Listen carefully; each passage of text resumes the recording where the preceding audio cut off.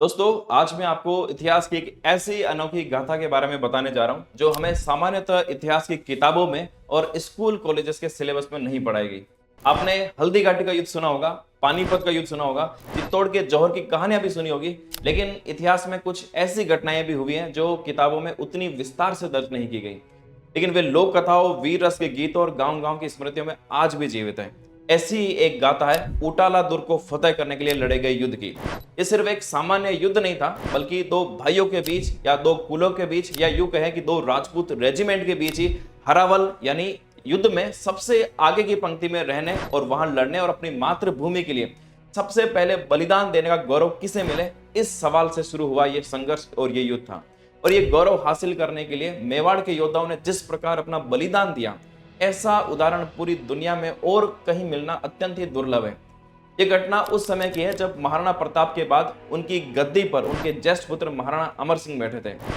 महाराणा प्रताप ने जीवन भर अकबर के सामने कभी सिर नहीं झुकाया। जंगलों और पहाड़ों में रहकर भी उन्होंने मेवाड़ की आन बान शान बचाई थी।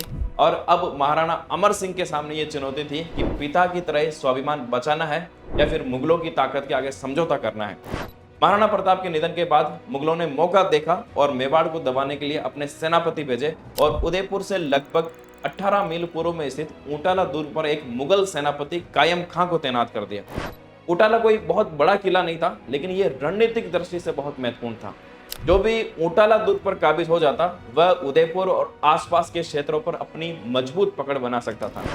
फिर महाराणा अमर सिंह ने यह निश्चय किया कि जब तक ऊंटाला दुर्ग हमारे हाथ में नहीं आता, मेवाड़ का गौरव है वो अधूरा रहेगा। इसलिए उन्होंने इस दुर्ग को जीतने के लिए लगभग 10,000 सैनिकों की सेना तैयार की। और जब दरबार में इस आक्रमण की योजना पर चर्चा हो रही थी, तो ये प्रश्न उठा कि सेना की अग्रिम पंक्ति यानी हरावल का नेतृत्व कौन करेगा।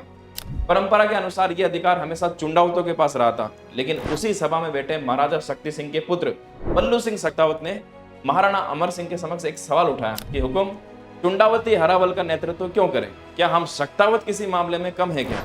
यह सुनकर रावत जैत सिंह चुंडावत खड़े हुए और बोले, हरावल का अधिकार हमारे पास पूरे वंश से लगातार चला आ रहा है और पीढ़ियों से ये परंपरा जो है हमारे पास रही है। दरबार में एक तरह से सन्नाटा छा गया। महाराणा भी दुविधा में थे, अगर वे चुंडावतों का पक्ष लें तो सख्तावत नाराज हो जाते और अगर सख्तावतों का पक्ष लें तो फिर परंपरा टूट जाए। इस कठिन स्थिति में महाराणा ने एक न्यायपूर्ण निर्णय सुनाया। उन्होंने कहा कि दोनों वंश अपनी अपनी टुकड़ी लेकर अलग अलग मार्ग से किले पर धावा बोले। जो सबसे पहले किले में प्रवेश करेगा, हरावल का अधिकार उसी को मिलेगा। सेना का नेतृत्व स्वयं महाराणा अमर सिंह ने किया। महाराणा अमर सिंह के नेतृत्व में लगभग 10,000 मेवाड़ी सैनिक ऊटाला पहुंच गए। गांव के बाहर ही भयंकर युद्ध हुआ। मुगल सैनिक इस अचानक हमले के लिए तैयार नहीं थे। सैकड़ों मुगल सैनिक इसमें मारे गए और शेष अपनी जान बचाते हुए किले के भीतर भाग गए। अब मेवाड़ की सेना ने किले को चारों ओर से घेर लिया। अब वो निर्णायक क्षण भी आ चुका था जब ये साबित होना था कि हरावल का नेतृत्व किसके पास होगा। बल्लू सिंह सख्तावत अपनी टुकड़ी और हाथी के साथ सीधे किले के मुख्य द्वार पर पहुंच गए और उन्होंने आदेश दिया कि हाथी के प्रहार से इस द्वार को तोड़ दो। लेकिन द्वार पर जो है लोहे की नुकीली जो कीलें हैं वो जड़ी हुई थी। हाथी कीलों को देखकर पीछे हट गया और सेना भी रुक गई। ऐसा लग रहा था कि दुर्ग में प्रवेश असंभव है। तभी बल्लू सिंह ने उन कीलों को पकड़कर खुद को द्वार पर खड़ा कर दिया और महावत से कहा, अब हाथी को मेरे ऊपर धकेल दो। महावत घबरा गया, लेकिन बल्लू सिंह ने एक बार फिर दृढ़ता से आदेश दिया, हाथी को आगे बढ़ाओ। अब महावत के पास कोई विकल्प नहीं था। उसने हाथी को आगे बढ़ाया। हाथी ने भीषण टक्कर मारी और किले का दरवाजा टूट गया। पर बल्लू सिंह का पूरा शरीर भी उन कीलों से छलनी हो गया और वही रणभूमि उन्होंने वीर गति प्राप्त की। लेकिन दोस्तों, उनका यह बलिदान व्यर्थ नहीं गया। दरवाजा टूट चुका था और मेवाड़ी सेना जो है गर्जना करती हुई किले में अंदर चली गई। पर उसी दौरान दूसरी तरफ किले की पीछे की दीवार की ओर से चुंडावत सरदार रावत जैत सिंह अपनी सैनिकों के साथ रस्सियों के सहारे चढ़ रहे थे। मुगल सैनिकों ने ऊपर से गोलियां बरसाना शुरू कर दी। अचानक एक गोली रावत जैत सिंह के सीने में लगती है और वे वहीं गिर जाते हैं। सैनिक उनको बचाने के लिए उनके पास दौड़े, लेकिन जैत सिंह ने अंतिम सांसों में भी आदेश दिया कि मेरा सिर काट कर किले के अंदर फेंक दो ताकि मैं हरावल का पहला बलिदानी बन सकूं। सैनिक सहम गए, लेकिन जैत सिंह की आंखों में आदेश की दृढ़ता थी और सैनिकों ने सर झुकाकर उनके आदेश का पालन किया। उनका सिर काटकर किले के भीतर फेंक दिया गया। और जैसे ही सख्तावतों की टुकड़ी किले के अंदर पहुंची तो उन्होंने देखा कि वीर चुंडावत सरदार रावत जय सिंह का सर पहले से ही किले के अंदर मौजूद था।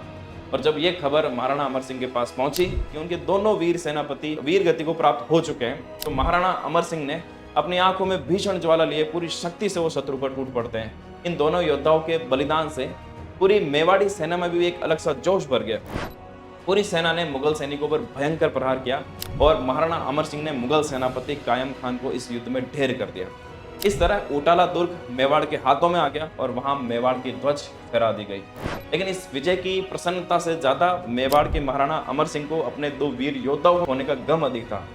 लेकिन उनका सर गर्व से इस बात से भी ऊंचा था कि मेवाड़ के इन दोनों वीर योद्धाओं ने सिर्फ और सिर्फ मातृभूमि की रक्षा में सर्वप्रथम बलिदान किसका हो ये देने के लिए और अपने कुल का गौरव बढ़ाने के लिए अपने प्राणों की भी आहुति देने से वो पीछे नहीं हटे।